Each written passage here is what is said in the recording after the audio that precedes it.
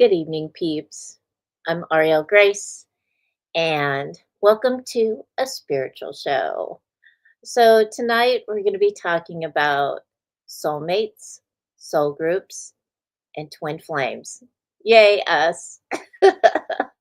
So, it'll be a fun chat, and that it will. I'm taking some of the information from the love book for these shows. This is the last love show. So next month is going to be a funner month. It will. All right. Okay. So every month I put out a newsletter. Hey, mom. I put out a newsletter. You can go to aurielgrace.net and sign up for my newsletter. It's coming out, like, I think this weekend. And that way you can see what's coming up for March. Like, you can see when I'm doing $50 Fridays, and the book sales, because I've got, I think, like 6 or 7 books for sale next month. Also, um, here's the love book. There we go. So the love book will be on sale next month as well. Um, and it's it's a great book, if I do say so myself. It is not a lovey-dovey book though. So it is a love book. It's about love, love for self, love for others, and there's some ascension information in there as well. So check out the love book. It's on Amazon, and it is $2.99 for a Kindle book, $3.99 for an Audible book, and $6.99 for a paperback book. Remember to review, okay? Because reviews are so awesome for all of us independent authors. All right. Okay. All right. So there's the love book and some of what we're talking about tonight is in the love book. So you can check that out. Okay. Hey, Mary Bowberry, Mary Bowberry, Banana Fana for Fairy. Happy birthday, Mary. So, so this year, I am inspired to do some shows about some new age stuff that doesn't have any, that is very new age. And a lot of it is very popular because it's marketed, like highly marketed. And so I'm going to kind of like break up some of that. And we're going to look in the background of those things because I had an argument with Melinda Carver. And so Anissa, my friend, inspired me to do that. So this year we're going to be breaking up some craziness, okay? All right. Um so cuz I'm not a new age girl. I don't do a lot of new age stuff. I think some of it I'm like, I don't know where the hell this came from, but so we'll see what happens, right? So we're going to start with angel numbers, and then we're going to do like um portals. So it'll be fun for us. All right. Um, so I've spoke pretty plainly about love this month, and I'm going to continue to break everything down because I feel like, um, and some of you have said, "Oh, but the shows are only 30 minutes." Yes, they're only 30 minutes because um, I'm making them between 30 to 45 minutes because the information that I give you, I want you to think about.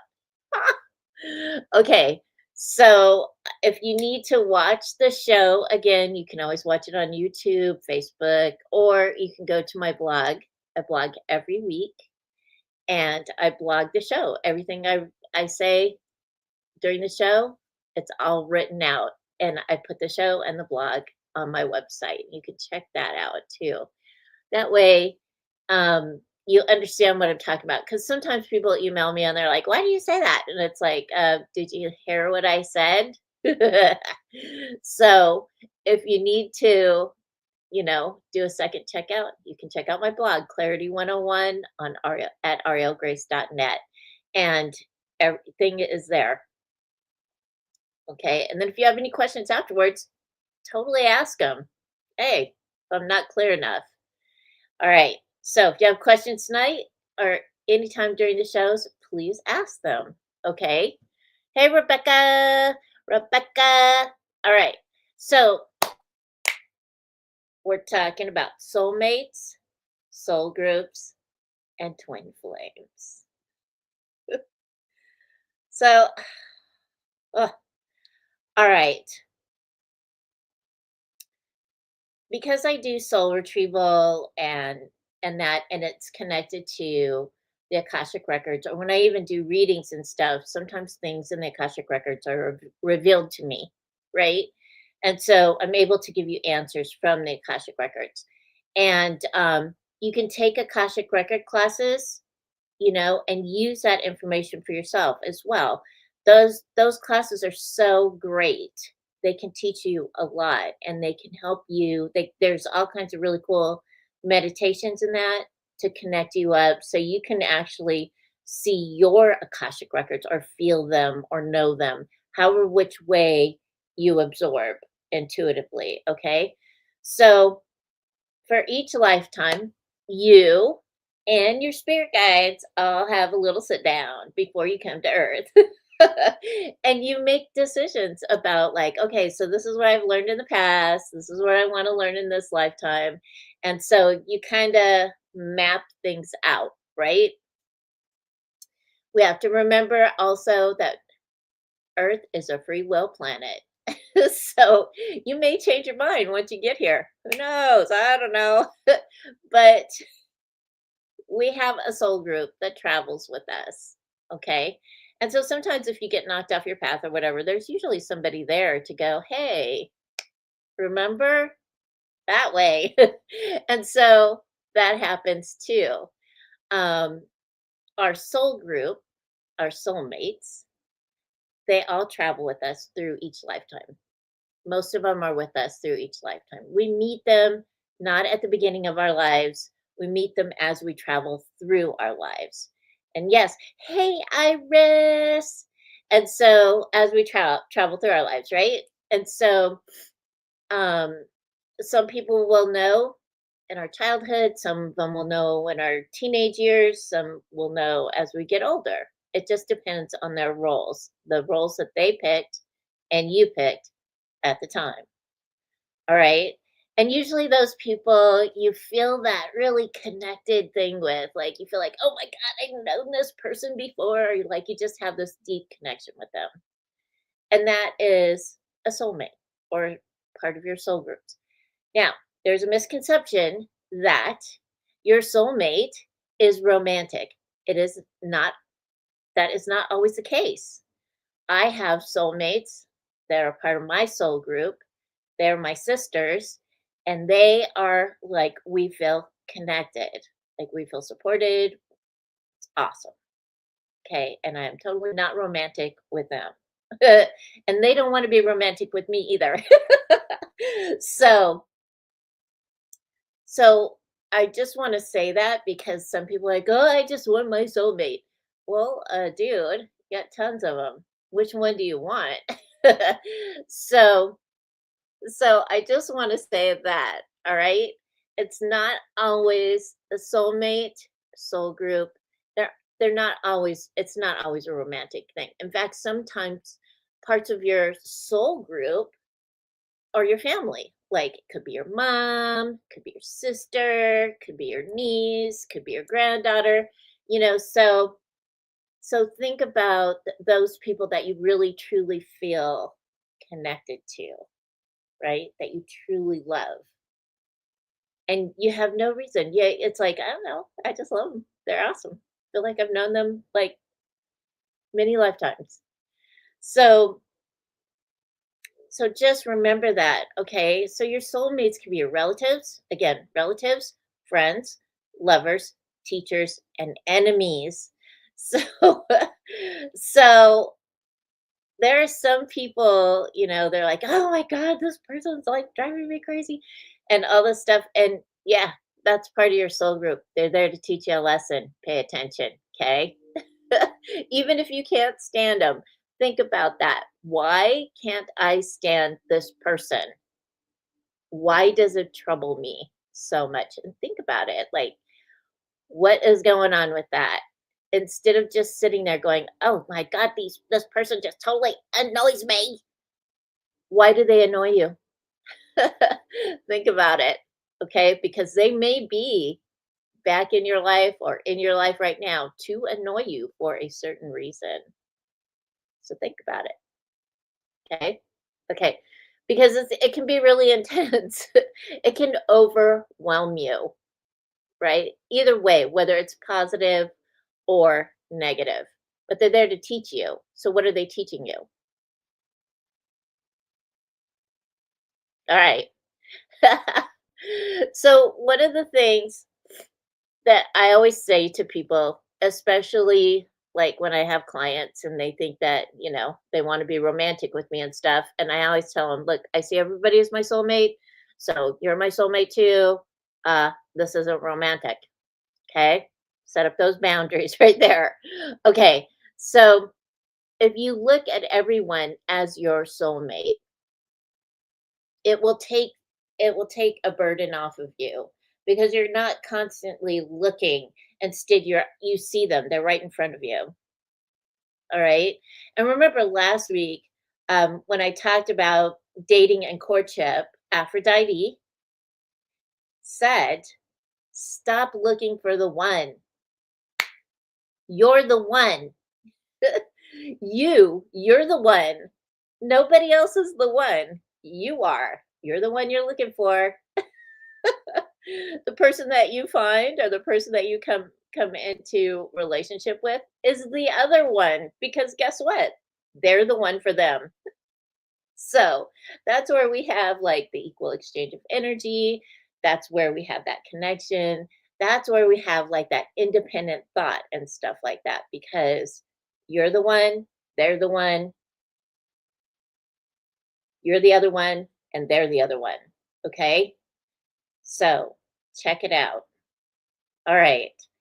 Think about it in that way, is that you don't have to search because you're already there,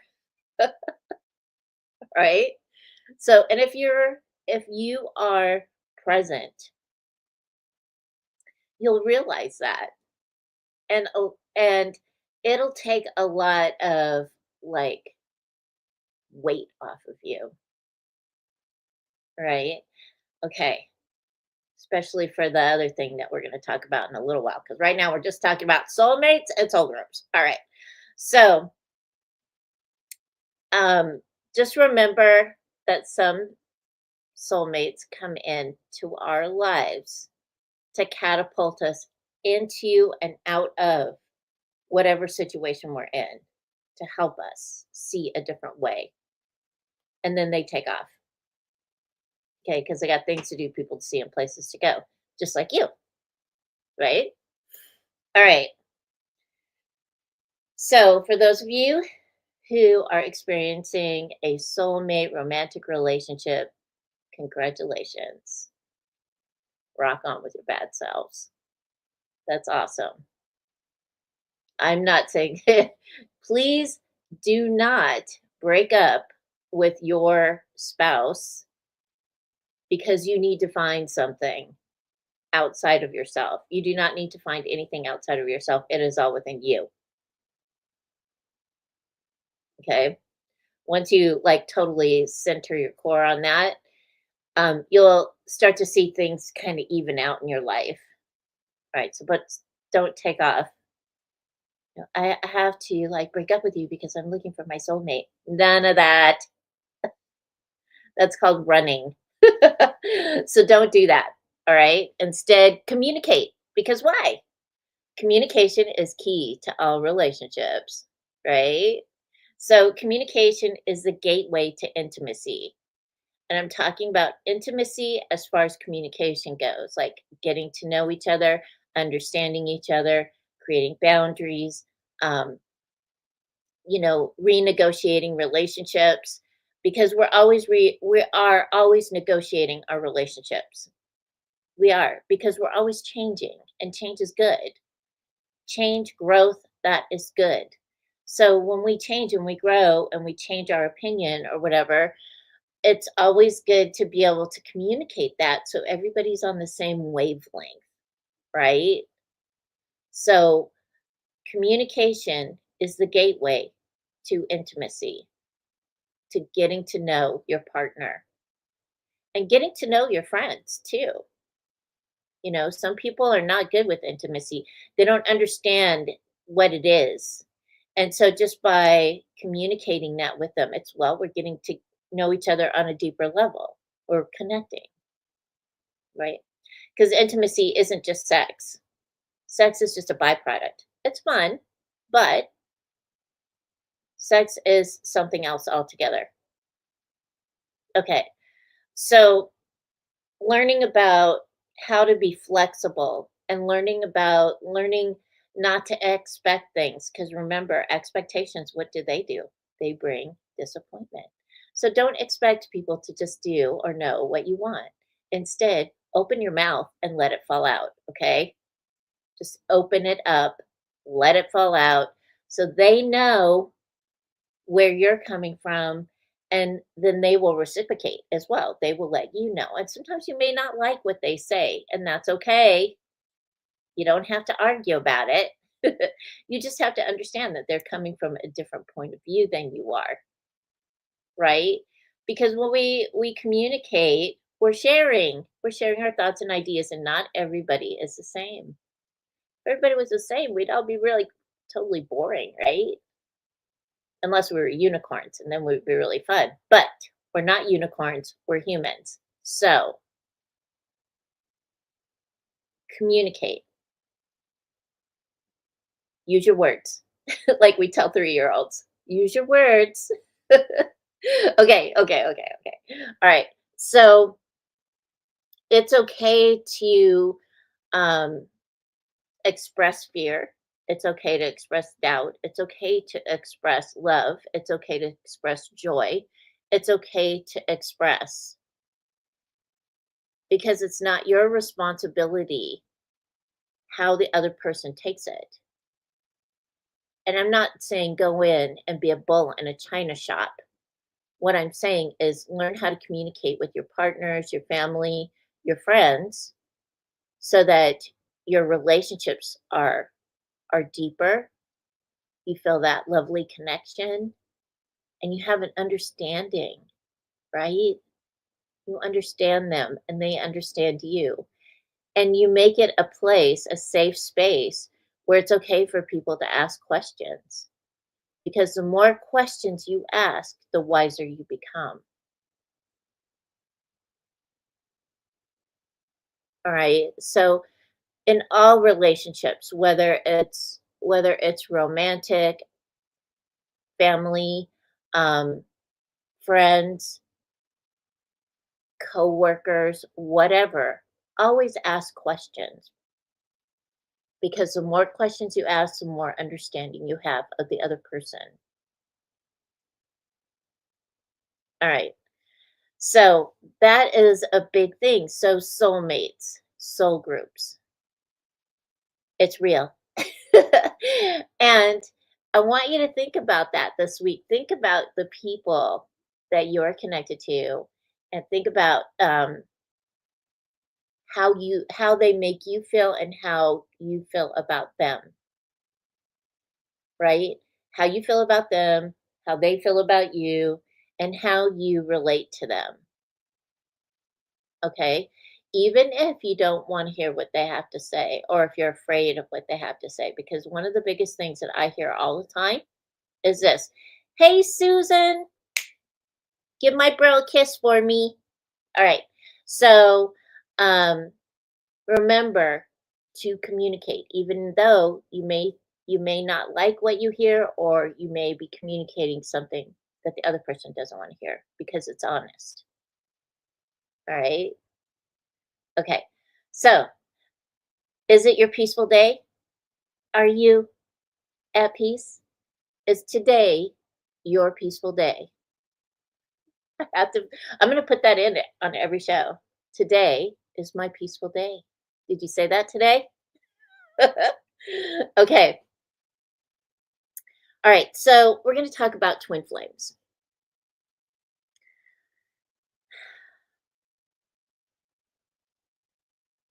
Yeah, we're going to talk about twin flames. Twin flames are the most annoying people I have ever met in my life. They are. So, there's a lot of romantic ideas about the twin flame concept and all that stuff. And I've never met a person or a couple in a twin flame relationship that was happy. They're all unhappy, like annoying little energetic vampires. So, all right, let's move on with this. So, the twin flame concept is the way that it is used now is BS. It is. So, this is what this is what Google says about twin flames. A twin flame is a new age concept describing a certain intense connection between two individuals who are supposedly two halves of a whole. It is a myth, and this is a myth. If any of you have read mythology, you'll know this. It is a myth circa 385 BCE. Plato said humans had four legs and arms and two faces. The gods felt threatened by this, so Zeus split the people in two. Humans would wander in search of their other half. Okay, so I have never met a person with half a soul. I haven't. I and this has been romanticized in a lot of movies and stuff. And it's a big marketing thing. And there are a lot of groups, twin flame groups. And if you've ever gone in some of those like groups on Facebook, oh my God. If you want to laugh, go in one of the twin flame groups. They are hilarious.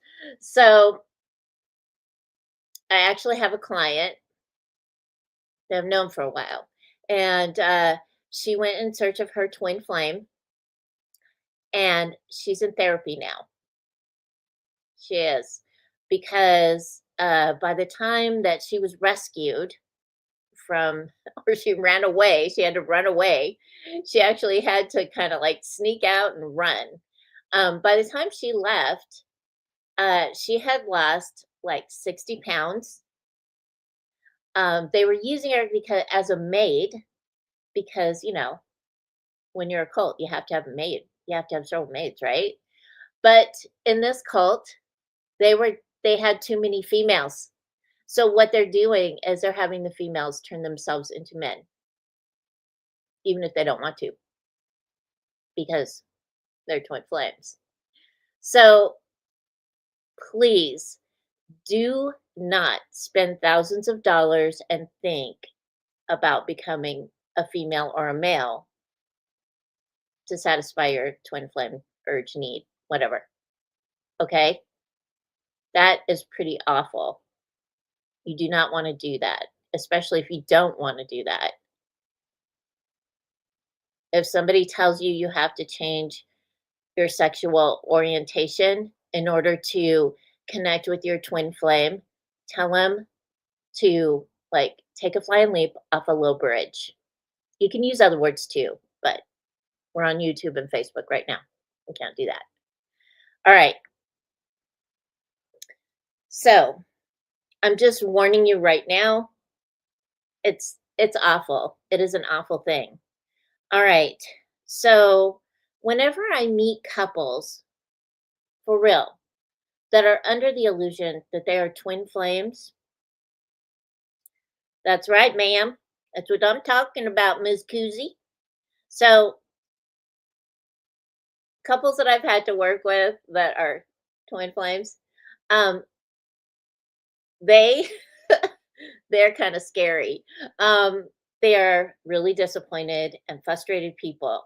Uh, they are unwilling to communicate with each other because they expect each other to know exactly what the other one thinks, wants, desires, whatever. and they don't understand why that person won't just do what they want. So I don't know anybody who's telepathic. Do you? Raise your hand if you do. But that's what they expect. They expect you to just know, and they're very disappointed people. They really are. So I always tell these the twin flame people, you need to go to therapy, like with a real person, a real therapist. And you need to like clean your stuff up and start thinking about like for real, like what is real for you, not making up stuff. All right. Because I have never met a telepathic person, nor two people together being telepathic, and the twin flame thing is just awful. It is. And it is my experience. I have been a psychic for a long time, and I've met a lot of twin flame people, and some people come up and tell me that I'm their twin flame. I'm like, "Yeah, get out of here. Forget about it. No way." So, again, for my advice for the twin flame people that are getting over it, go see a therapist. Really. And start doing some chakra work, start doing some energy work, get a cord cutting ceremony, clear, start practicing some spiritual hygiene and get yourself cleaned up and start taking care of you because you're the one, right? All right. So it's a very toxic relationship. And I know I'm joking around right now, but these people really need support and love in order to get over this idea and this feeling of, you know, loneliness or aloneness or just control, really. All right. So, as I said before, don't break up with your significant other because you feel like they don't understand you or they don't resonate at the same frequency as you, and that sometimes couples work better if they're not exactly alike or they don't have the exact same interests.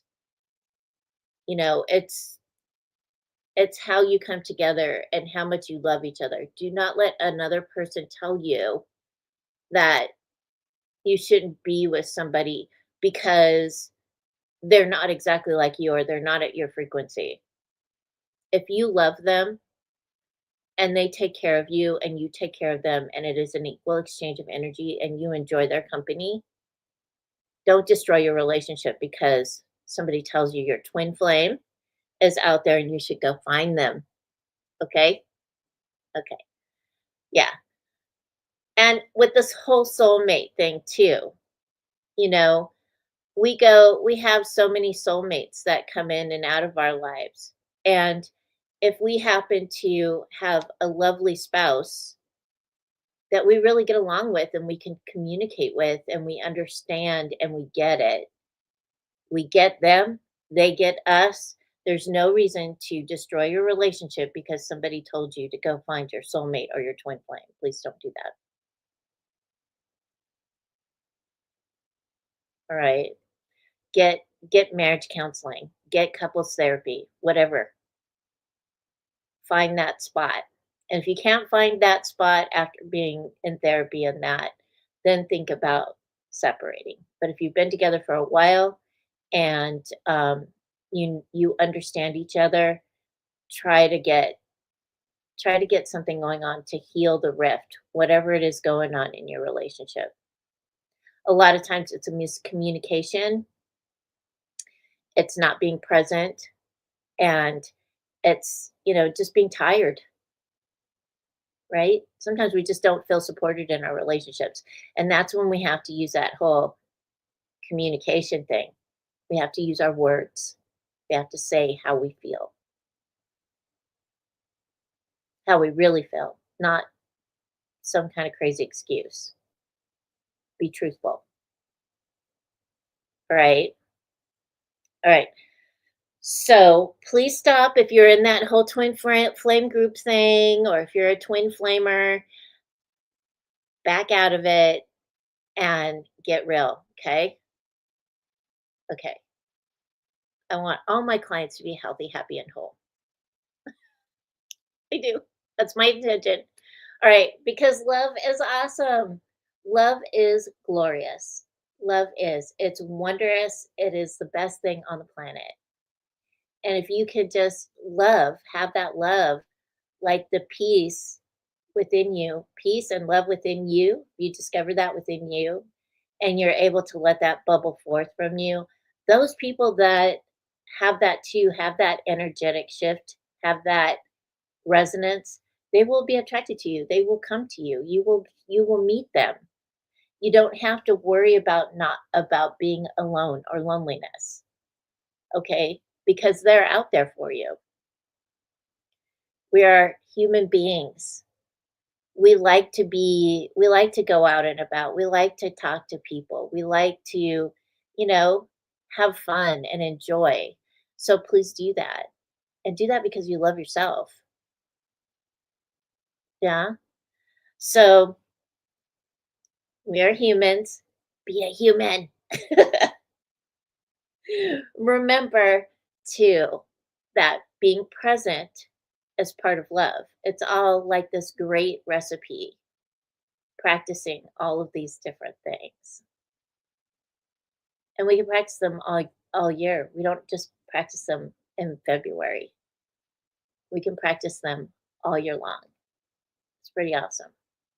Okay. So, did everybody enjoy that? Next week, we're going to be talking about ascension and love because we're in Lent. Isn't it Lent right now? Like it's Lent, right? Lent until April or something. So I thought it would be fun to talk about ascension and love and what do they have to do with each other. Let's find out. All right. So, for those of you that are experiencing that snow cyclone thing, please stay safe. Please do. All of you stay safe. Yeah. And remember to like the video. It helps me so much. Okay. And remember, keep your heart open and align with the energy of love. I'll see you next week. Bye.